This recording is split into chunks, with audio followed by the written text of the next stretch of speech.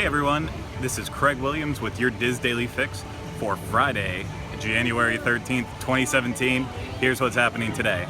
Well, first off, you can tell what's happening. I am here at Epcot for an on-location daily fix. It is the first day for Festival of the Arts, so if you follow the Diz on social media, Facebook, Twitter, this, that, and the other, be sure to check out for all of our updates as we post them along today. Very excited to be here, but I'm not so excited that the first two news stories I have today are to cover that other Universal stories. Sorry, doing this without a script, so a little bit more difficult. So the first story we have to bring to you today is that we finally have an opening date for Race Through New York starring Jimmy Fallon. It will officially open on April 6th. 2017, yes, and to coincide with that, Jimmy Fallon will actually be coming down to Universal Orlando from April 3rd to 6th and doing live shows of The Tonight Show to help celebrate the big occasion. Of course, there's going to be celebrities there alongside. It's going to be a very good time, so there'll be more details on everything that's happening with it, but we do know that it will open officially on April 6th, 2017.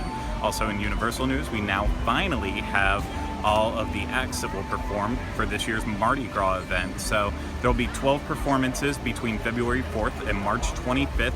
Some of the highlights include people like Neo, Fifth Harmony, Olivia Newton-John, Trace Adkins, Toby Keith. So if you care about any of those people or you want to find the full list, head over to the Universal section on wdwinfo.com, and there you'll also find information about Jimmy Fallon as well too.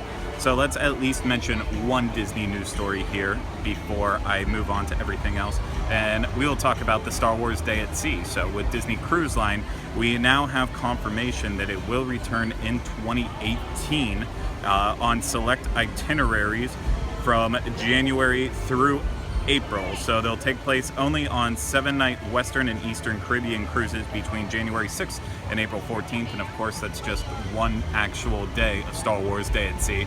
The entire cruise isn't always Star Wars in your face. So for Star Wars fans, you know, it might be something fun for you to have that one extra day of fun. And for everyone else, I don't think you'll be annoyed if you're on any of those sailings or wanted to be on any of those. Okay, that's going to do it for the news. So let's move over now onto our featured article of the day. And that is from Dara Ross. And Dara Ross questions if premium extras like the Magic Kingdom cabanas are a good thing, or do they actually distract guests and take away from some of the magic in the theme parks? If you want to read that article or more, head over to wdwinfo.com. And of course, trending on dizboards.com today is a thread over on our theme parks attractions and strategies forum, and it discusses the best ways guests can show their appreciation for cast members. Thank you notes, small trinkets, and comment cards at guest services are all discussed in the thread entitled Ways to Thank Cast Members. Can they accept small gifts? And that was started by Texas Kiwi Princess. And of course, you can find that at dizboards.com. Now, today on the Diz Unplugged, we too have two shows going up. First, it's already available for you, Diz Pop. And in this episode, Rhino discusses this week's movie news, including rumors like Will Smith and Tom Hanks in talks for the live-action adaptation of Dumbo, Anna Kendrick joining the Santa Claus movie, and Woody Harrelson officially being announced for the young Han Solo film. So you can find that at youtube.com/Diz Unplugged.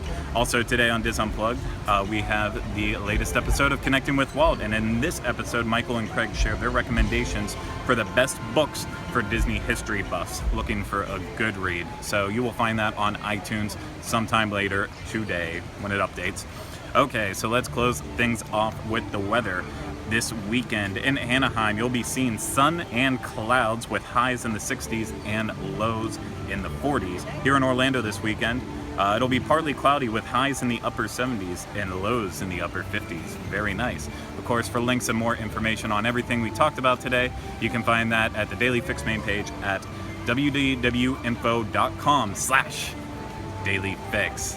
That's going to do it for me today. We will be back with you at some point next week.